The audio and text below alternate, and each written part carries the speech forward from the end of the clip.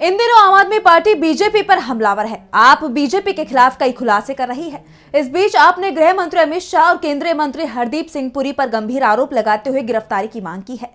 तो क्या है पूरी खबर, देखिए इस रिपोर्ट में।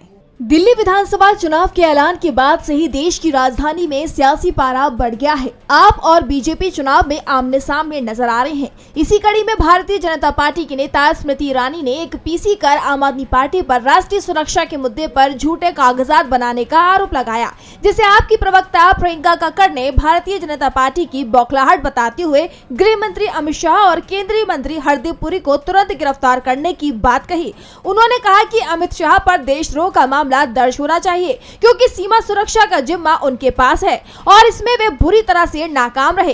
हरदीप पुरी को भी तुरंत गिरफ्तार कर लेना चाहिए, क्योंकि उन्होंने सार्वजनिक रूप से 17 अगस्त 2022 को पीएमओ को जानकारी दी थी कि दिल्ली के बकरवाला इलाके में रोहिंग्या को बसाया जा रहा है। उन्होंने कहा कि बीजेपी दिल्ली में अपनी हार को लेकर बौखलाहट में दिख रही है और यही वजह है कि वे हमारे विधायकों के खिलाफ झूठे मामले फिर से बना रहे हैं।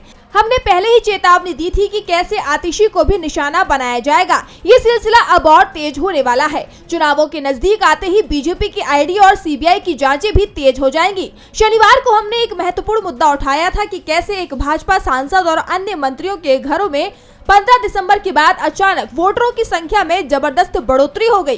पहले जहां सिर्फ कुछ ही वोट थे, वहां अब 40 तक हो गए हैं। ये दिखाता है कि भाजपा घबराई हुई है और हम उनके घोटालों का पर्दाफाश करते रहेंगे।